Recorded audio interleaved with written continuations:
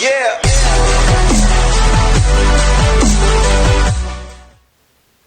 Hey everyone, back at you again today with another movie review, and today I'm going to be talking about Great Photo, Lovely Life, directed by documentarians Rachel Beth Anderson and Amanda Mustard, as it follows Amanda Mustard and her traversing the past of her family and sexual abuse at the hands of her grandfather. I know, very, very weighty subject matter, of course, but I heard a little bit about this documentary. Someone I follow logged it on Letterboxd and absolutely loved it, so I was like, I should check this out. And I also had heard comparisons to Dear Zachary, which, if you guys have not seen that film, might be arguably the greatest documentary of all time. Not in regards to the filmmaking of it, but certainly one of the most tragic and disturbing and emotionally gut-wrenching films I've ever seen in my life. And so I can certainly see why those comparisons are apt. Now, this is not to diminish, obviously, what is going on in the story. I don't think this film hits that level of tragedy quite, but regardless, this is just an unbelievably disturbing story that really unsettles you right from the first few minutes when you get introduced to this guy, her grandfather, because there's direct interactions with him. And I love documentaries where it's obviously very much about this evil person and you have direct access to him, sort of like BS High, but this is a much different factor, because this is obviously like their family member, and you know the relationship is so complex because you know this man has done so many terrible things, but at the same time, as much as they hate them, it's like, well, he's still family. But regardless, having access to a source who is so open about the things that they did and kind of write it off as, oh, he was tempted, he didn't take responsibilities for his actions. It's downright fucking sickening watching this piece of shit just run his mouth on screen. And you see just the amount of psychological abuse that the impact of his actions had on this entire family, and that they're still facing to this day because of it. And, you know, Amanda, though herself was not abused by her grandfather, she kind of was even talking about, like, it took me a while to realize that a lot of the stuff that was happening in my family was not normal behavior.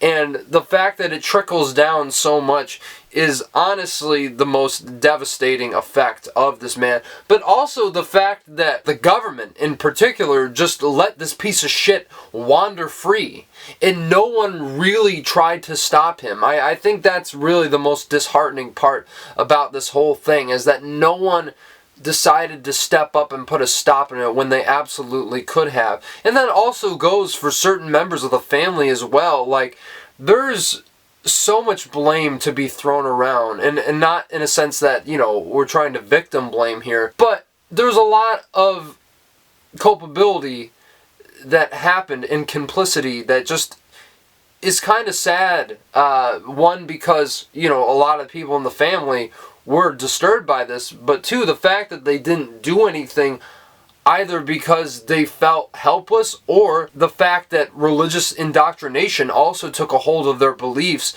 and shaped their worldview and how they reacted to things. And I think that there's so many different facets of that they're tapping into in the story that is just utterly even more tragic, that this family could have escaped this abuse but decided to kind of let things lie and not speak up about things when they should have.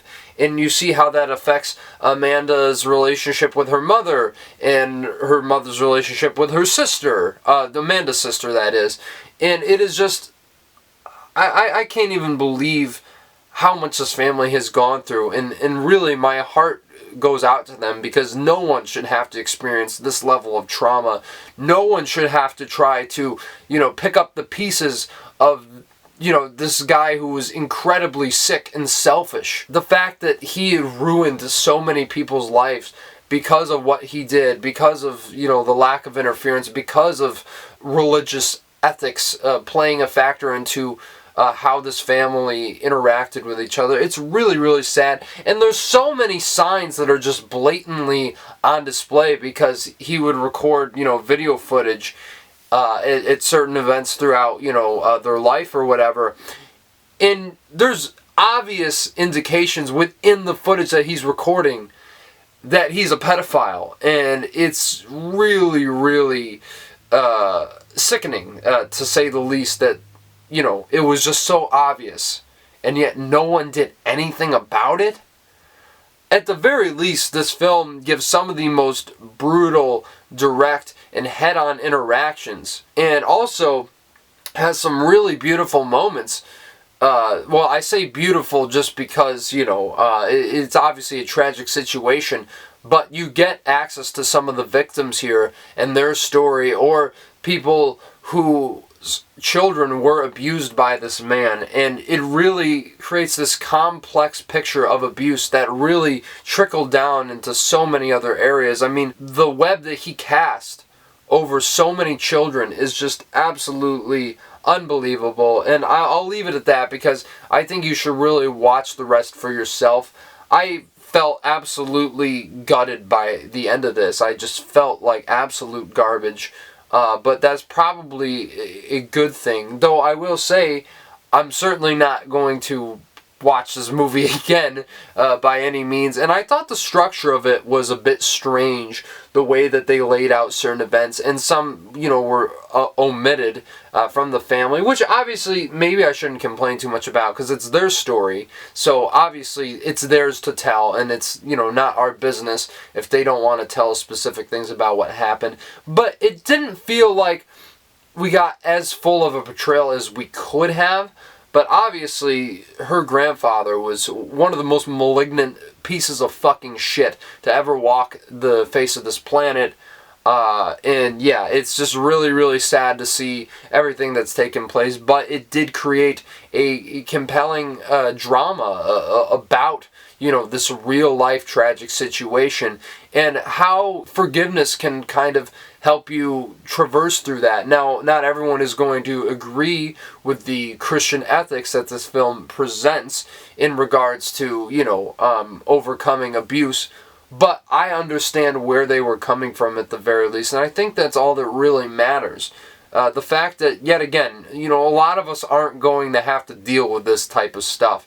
So I think if we show a little sympathy and understanding to their situation, we shouldn't be, pointing fingers or saying, oh, you can't react to it this way or that. You might not agree with it, but at the same time, it's their story, and it's what they went through, and, it's unbelievably brave that Amanda Mustard put this on display. I really, props to you. I hope you're doing okay. I hope your family is doing okay.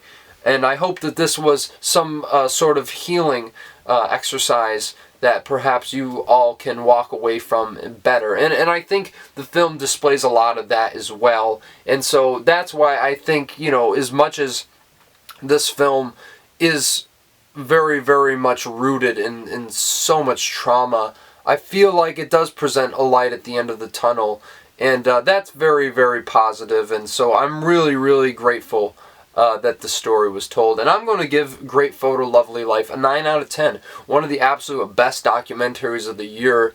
Obviously, it's a tough sit, but if you're willing to tough it out, I definitely recommend checking this film out as soon as you can. So yeah, guys, let me know if you saw Great Photo, Lovely Life down in the comments below, and smash the like button. Subscribe to the channel if you're here for the first time.